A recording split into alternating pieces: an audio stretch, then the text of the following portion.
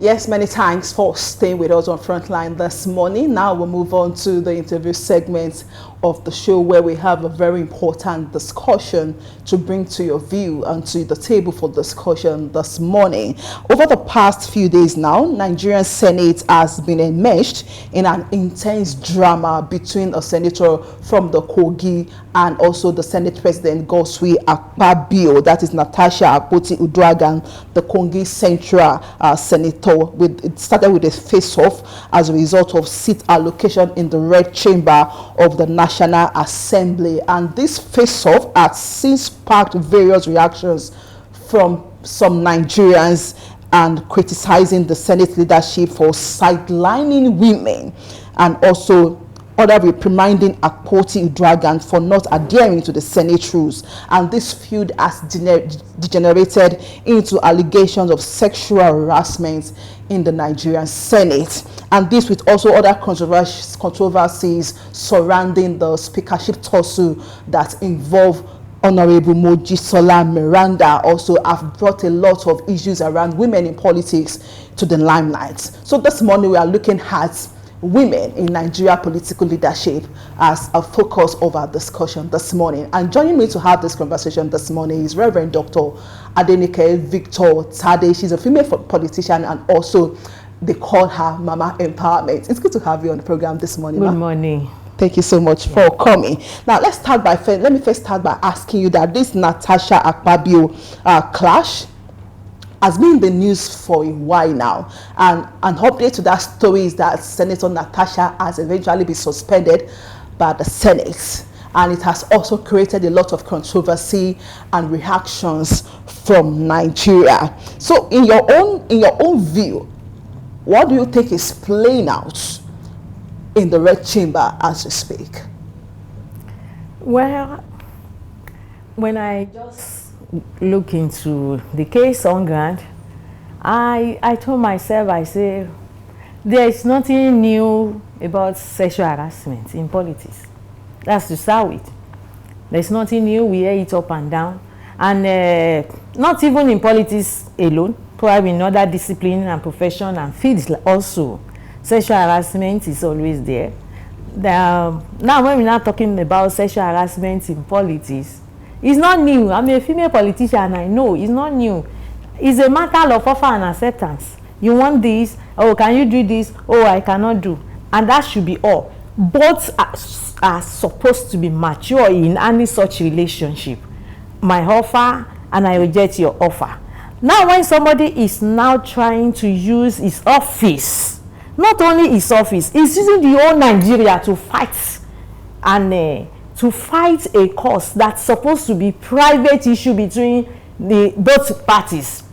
Well, like the Senate President said, that is a lie, another kind of thing that is denying the fact.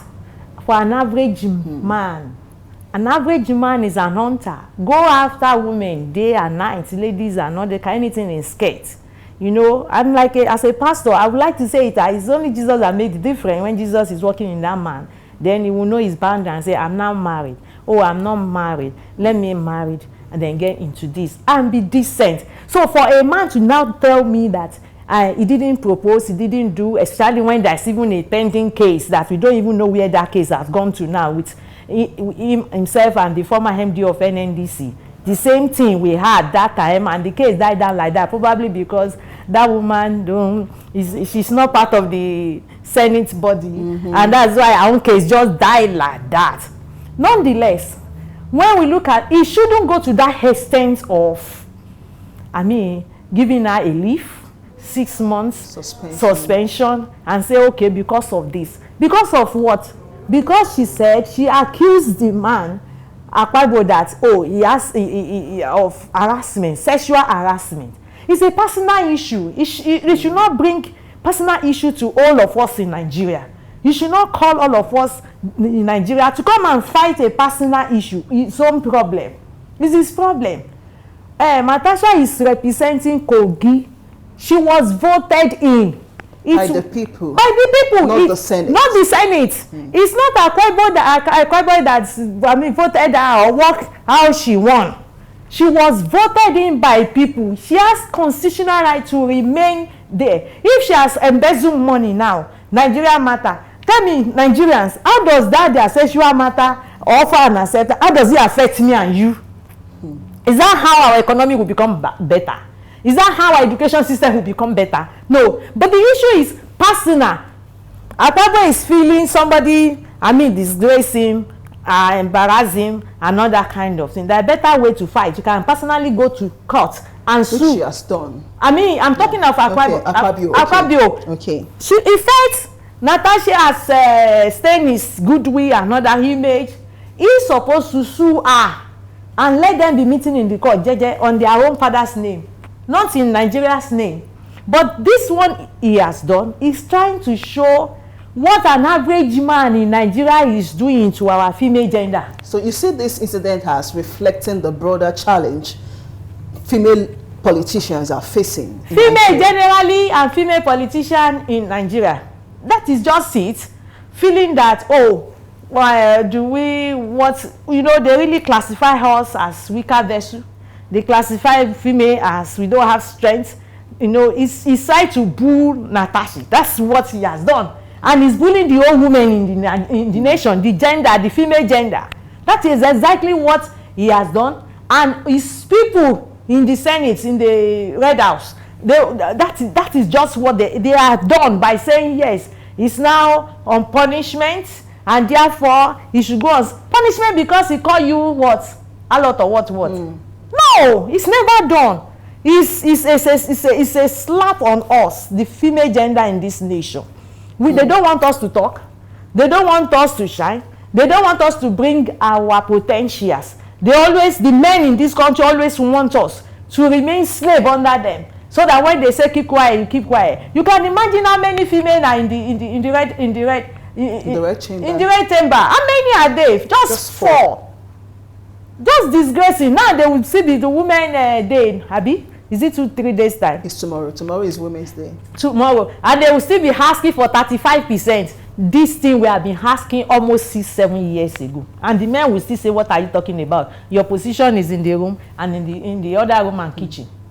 So it's very annoying. It's very annoying. All right, you've been in the political space for a while now. Would you say that women are being judged differently? We understand that the political space is not gender friendly. Even let's look at the gap between the male and the female. I think it's a male dominated space. But would you say that the way women are being judged is different from the way the male counterparts are being judged in the political sphere? To start with, it starts from home. It starts from the school, anywhere you find yourself, environment. Even if you're a landlady and you are in the landlord meeting, the landlord will be feeling that even though you both build house, so your own house may even be beautiful more than his own, he will still be feeling when we're talking, the women should keep quiet. That idea, I pray one day it will end. A generation will come that will desperately and consciously fight for the rights of the women. Now, when you come to political status and space, it has not been easy. It has not been easy. They will rather give themselves the ticket and leave the women there. For many reasons not to them, which probably one of the things could even be this, because the men, they always want, you have to pay, they feel they are doing you extra thing. By the time they are giving you ticket, by the time they are giving you what is duly for you. So it is a continuous issue, even in the political space. In fact, as a politician, that is why an average man will not allow his wife to join politics in Nigeria. Because that man is not only he has had. He has had 101 people saying that a female politician is an harlot. Is the wife of every politician in the group. He has had. So how will he release his wife to go and become public dog? His wife is for him alone. So it's happening. For every smoke there is fire, and that's just the issue. So we, the female politicians in the politics in Nigeria, we are just managing. We are praying that one day we shall have our liberty. One day God will fight for us. But we cannot remove that element. I remember some years ago, one of our political chiefs told me, I said, Reverend, let's be going out. I said, you didn't hear Reverend? He said, nothing spoiled. After all, Solomon has many wives. He was quoting Solomon. I said, that is Solomon. This one is Nike, and I cannot do that. So peradventure, if I need something from that man in the future, if I needed something from him that time, that was why he was approaching me to be a price for what he wants to give to me. And I say no, and I forfeited that thing, which I don't mind. So that means I will have been promoted, I will have gotten that thing to benefit the society or myself. But because somebody is asking for something I cannot offer, I mean, the thing went off my hand. You know, it's all and all. And there is nobody except God that can put an end to that thing, because the society is decaying on daily basis. Morality is fading from the society. Now let's talk about our culture and tradition, because in Nigeria it seems that tradition and culture has always placed women in leadership role at the disadvantaged end. How do you think this cultural attitude impacts the role of leadership in women, and how can we correct this narrative or change this narrative? How can we start to change it? Because it cannot be changed overnight. Yes, our culture, I'm a typical Yoruba woman, which is even a liberal tribe. Yoruba is one of the best tribe that is liberal when it comes to culture. Now, in Yoruba, we train the girl child. We train them equally, unlike some tribe that we all know that they don't feel is necessary. Somebody that doesn't train a girl child from the beginning is telling that child that you are nobody in the society. Because it's education that exposes someone. It's education that brings liberty.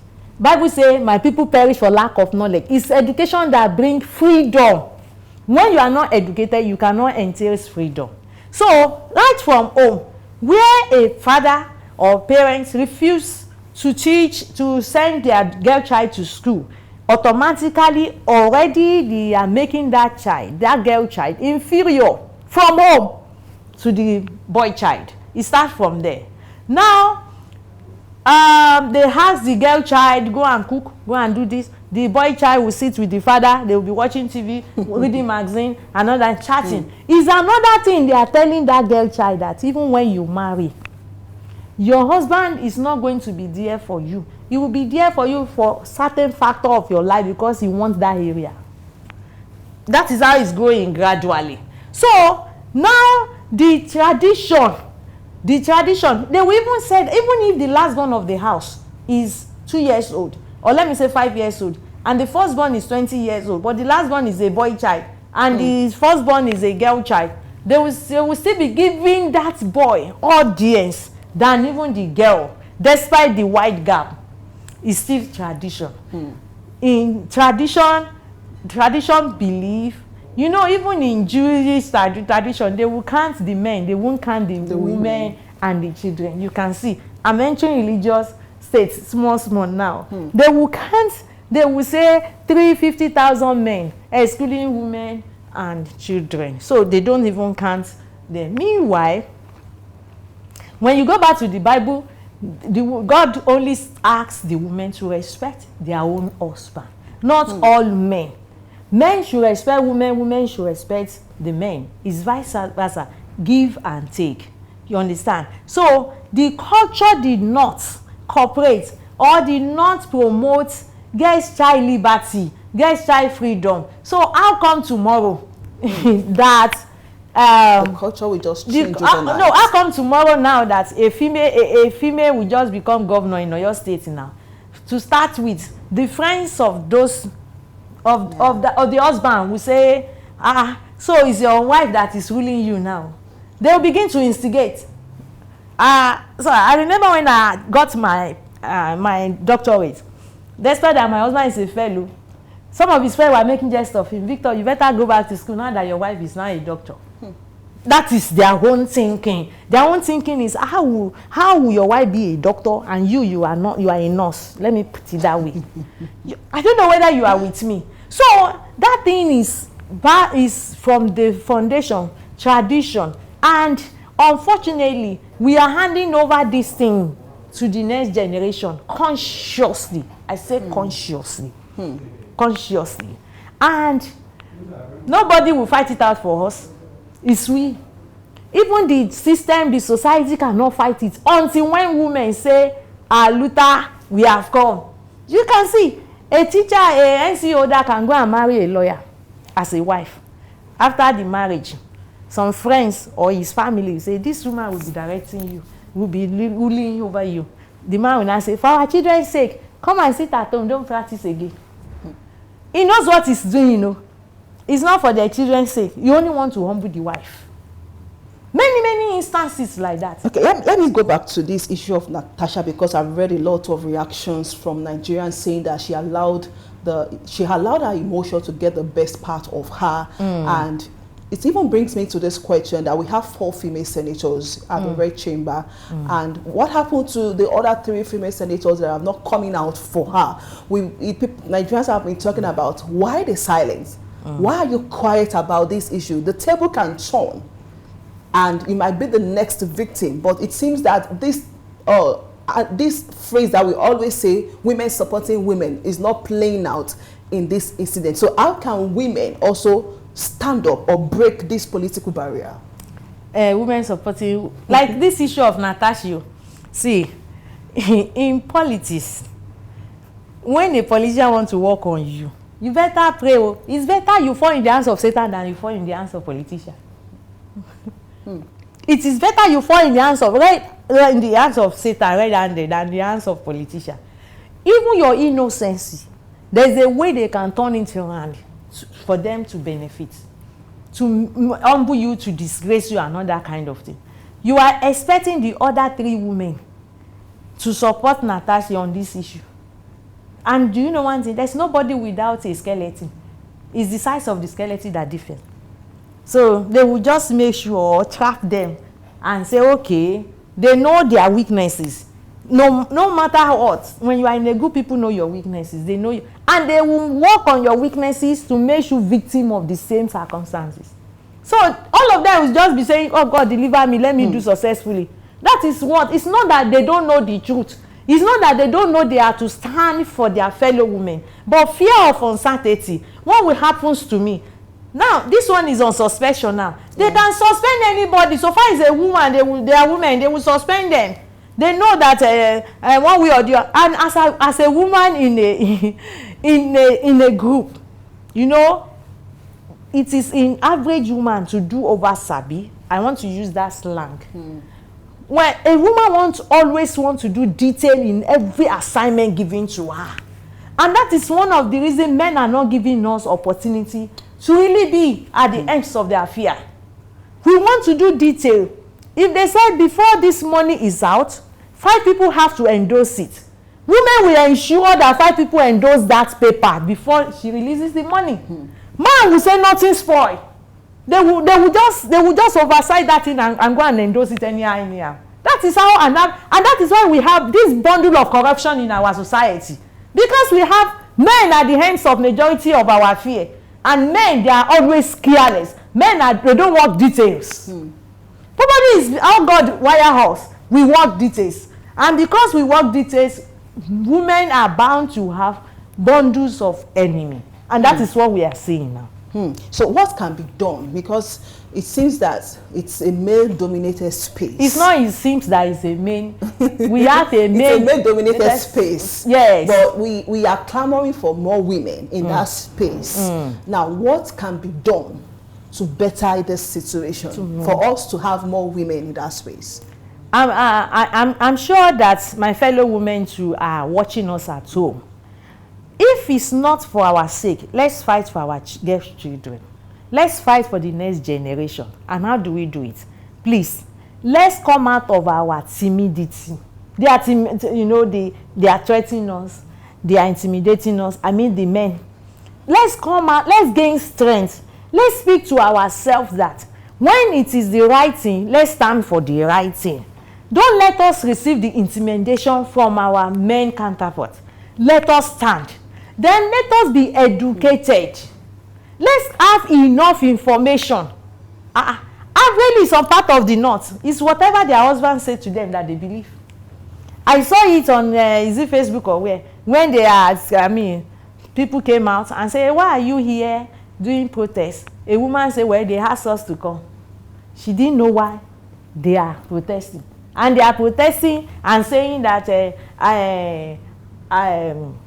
our Senate president should should not be tampered with. That's what they are protesting against. So, and they now interview one person and say, why are you here? They say, well, we are here to defend our man. What are you defending? Say, actually, I don't even know what happened, but they asked me to come. We have a lot of women that the issue is they ask them to come. This, they asked me to come. See, must stop. Ask question, why should I come? You will see even in politics, a woman may want to vote for APC and the husband want to vote for PDP. But because it's the husband that is running the house, it's the husband that is the husband. You will say, this is what I want. So the woman will be forced to go and vote for PDP. You know, all those things. And she knows if she doesn't do it, no more money for food. And that leads to second one, third one rather. An average woman should go and be economically empowered. Don't remain a liability to your husband and the society. If it is pure water you want to start with, make sure when your husband is putting 1,000, you are putting 10 naira or something. But if everything is my husband, then you remain slave. It's a slave that doesn't have his independence. You cannot talk. Not necessarily mean that you are fighting for. It's not equality I'm talking about now. I'm talking about in the home. I'm not talking about husband and wife equality. I'm talking about you must be able to speak. You must be able to defend what is in your. You are not in prison yard. And when we talk to society, it's equality. If I have one car and he has 10 cars, like Akpabo and Natasha now, whatever the power the man has, so far is the human being. They are the same. The same God created us. They were both schooled. Because one know how to perform wonders, like wonders they are performing now, doesn't make him a superman. And that's just the issue. We should stand for ourselves when we are doing right thing. I'm not saying when we are doing wrong thing. When it is truthful, when it is of integrity, when it is honest, let us stand together. Don't go and collect money, settlement, and other kind of thing. Do the right thing. Okay, now that you mentioned, because the example you cited about a husband wanted to vote for a particular party and the other wife another party, and you won't be surprised that this particular woman, let's say for instance, when they get to a polling unit where they want to cast their vote, they won't even vote for a female politician that is vying for one political position or the other. Now it brings me to this question, that how do we encourage electorate to embrace women leadership in political space? Because sometimes they are even the enemy of that gender. I've told you, somebody has grown up to believe the leadership is only for men. That has been an idea. So to remove that idea, education, the blood that has transmitted between, to remove that thing, to flush it out, it will take time. The media should keep on promoting equal gender balancing, and in every ramification. Media should help us, society should help us, NOH should help. Let everybody, even from the school, primary school, secondary school, higher institution, let our teachers begin to work. Now, when it's like changing the orientation, rehabilitating what is in our brain. When we rehabilitate an average woman, before we know, we will get there. But at this junction, is going to be a struggle upon struggle. We have 4 senators now. Next election, 2027, it can increase to 13. It can increase to 13. We all know that women can do it better than men. We are new improved human beings. That is just it. God created man and say, oh, something is missing. It's not good for man to be like this. Let me make a helper for him. That means without that woman by their side, they cannot achieve better thing. There is no good thing in man except the help of the woman created by God to help such a man. That shows that we women, we are new improved human beings. So we should have that consciousness. The slavery spirit and mentality, we should allow it to depart, to go, leave us. If it doesn't leave us, there can't be a positive change. We will keep on raising this issue. We've been raising this issue for the past 7 years that I know consciously I've been guests on this issue.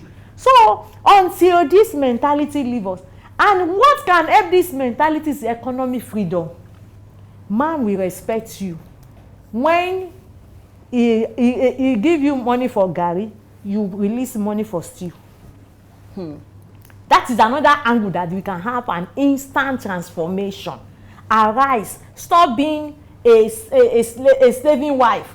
Get your economic freedom. Be there to assist your husband. When you become his assistant, you will know that, yes, if this one will want to contest as chairman or as governor, I know that he has started it from home.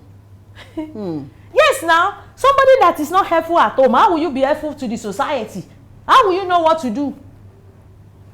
Okay, with this recent incident, we are just talking about the political feud between Natasha and the Senate President Akpabio. What does the future hold for women in Nigerian politics? Because this could be like a signal, a red flag for many women who want to come to fill that leadership position in the political sphere. So what does the future actually hold for female in the Nigeria political space? Well, this case is going to, the truth is, it stands to intimidate women from coming into political leadership. That's just the objective. That is the result that will bring. But I'm telling you that this case is just a masquerading case. It's not real. What do I mean by it's not real? You should not allow it. Women should not allow this case to intimidate them to the extent that they will feel we are not wanted. We both school now. We went to the same school together. We even did better academically than them. So you must not allow this case, because this case will go. And it will come out, beautifully. You won't be surprised next month now you still see them attending the same occasion and laughing. So this one is just one of the events in life. They should not allow it to intimidate them. Let us be ready to get freedom for our women. Go on your own, package yourself, make sure you are not men's bushmeat. That means you are not selling, it's only your husband that is touching you. Not because you want to attain any position and become a bushmeat or public dog. Please, don't do that. Retain integrity.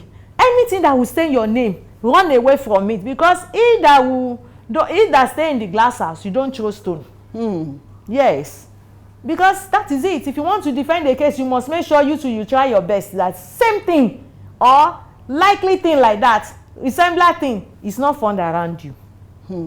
Now that you as a female politician, let me ask you that. Okay, there is another area, though that one seems that normalcy is restored gradually to the Lagos State House of Assembly, where there's also some back and forth between Honorable Mojisola Miranda, who was the speaker for the Lagos State House of Assembly for a few days before Obasa was reinstated. Even Nigerians also raised eyebrow about that issue too. That is it because she is a woman, hence why the situation was treated that way. So it seems that when it's come to leadership, when it's come to taking charge of maybe any political position, particularly in Nigerian context, women are not wanting. So that is like what is playing out in both cases that we've cited. Now, as a politician, what would be your word of advice to women to also ensure that they do not shift ground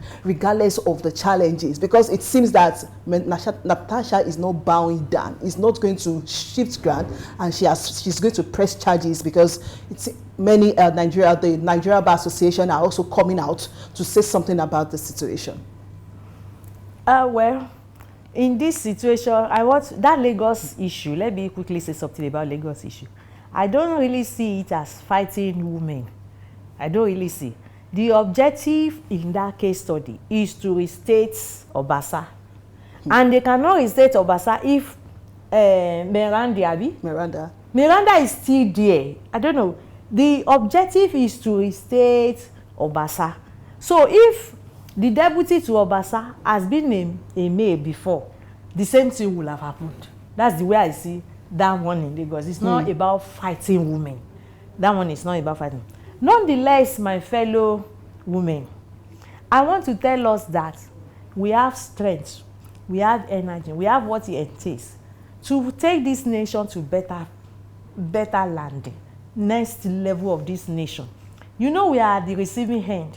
When the economy is good, we are at the receiving end. Some men will just pick their shirts early in the morning. If the economy is bad, they could not put food on the table. They will just pick their shirts. They will not return until when everybody has slept.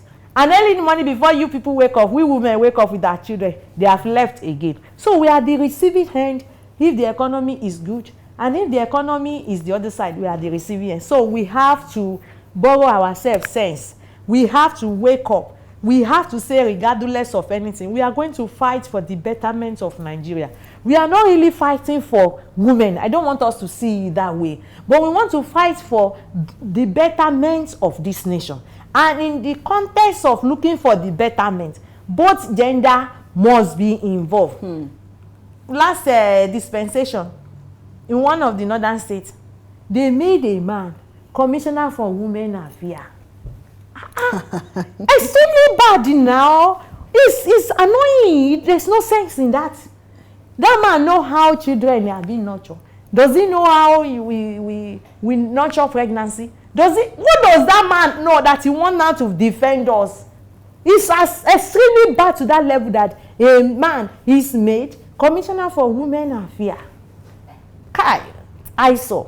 So nonetheless, I don't want us to be intimidated. It's not that we are going to fight our husband at home. I deliberately use our husband at home because everything starts from home. Let's be reasonable. Let's present our case joyfully. We know how we can talk to our husband. Each wife knows how he can collect things. He can talk to our husband at home.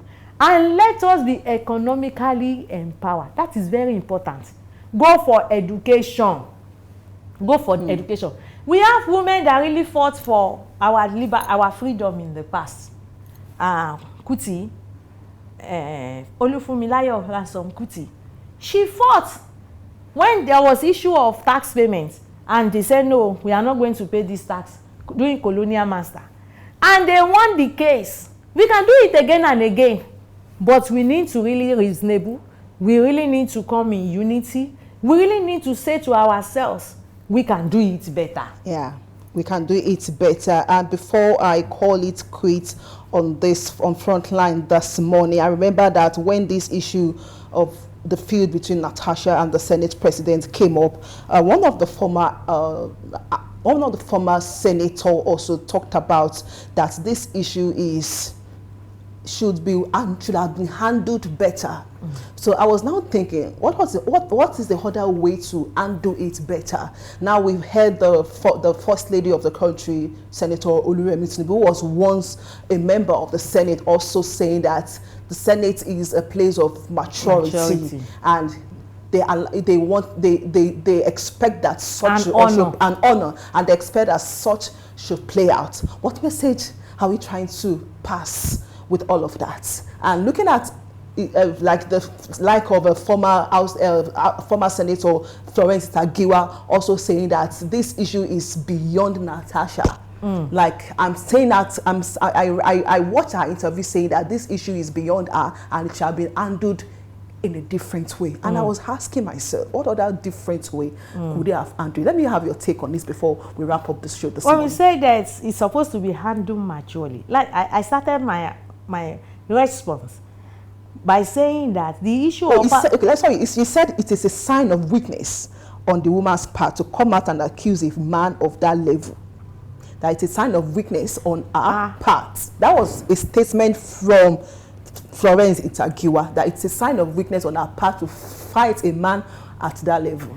To fight a man at which level? At which level? This is how we cover corruption. I mean, all this DKC that is going on in our society. Does that mean because he is this Senate president, then everything he does stands firm? You know, it's not questionable. He has become God now. Is that what she's trying to say? You know, now she is not questioning Natasha's accusation. She is not questioning that it's not right or it's a false accusation. But she's saying that why will you accuse a man of that caliber? That's what we are saying, your fellow woman. Our own husband has told her that when a man gets to a stage, whatever he tells you is sure you must do. You must not question him. It's in bondage. No matter our status before, that man, that woman, Itagiwa, is not is not a free woman. She only acquired education, she didn't apply education to what she has done. How will you say you cannot attack a man like this of this high level? Why must that kind of man that knows that is of high level, and such a thing like this should not be mentioned with his name? Why did he attempt it? Because there is element of he attempted it. Attempting is, like I said, it's normal for men. Men go on hunting. No matter what you tell men. When you go, men will just say, oh, my wife had told me short, so I'm seeing a tall woman, so let me go after. It's the nature of men to hunt. So, and it's a man, it should be a nature of a responsible woman to say, I am married and I don't want. And there's no sin. There's no sin when men hunt, offer, make an offer. And there's no sin when you reject that offer. But there's a sin when somebody is now using his position to fight you back, like lecturer and student in university. All right, thank you so much, Reverend Dr. Adenike Victor Tade, for this wonderful time on the show as we look at women in the Nigeria political leadership, citing the case of so many challenges and back and forth between the Senator Akpoti Uduaghan Natasha and the Senate President Godswill Akpabio. Well, we hope that all of this issue will be resolved amicably, and as much as we are clamoring for more women in the political space, we cannot downplay the challenges women face when they are holding a political position in the political sphere. But we can only encourage and motivate the electorate to embrace women leadership, so that, because women, the role of women in the society, in governance, cannot be underemphasized. So there is a need for us to clamor for more women's position in the Senate, in the National Assembly, in all the political space for development and growth to thrive. I want to say many thanks to Reverend Dr. Adenike Victor Tade for this wonderful time on the program today. And that's why we draw a curtain on today's episode of Frontline this morning. We'll see you again next week by God's grace. Until then, my name is Temitope Oladipo. Do have a wonderful day.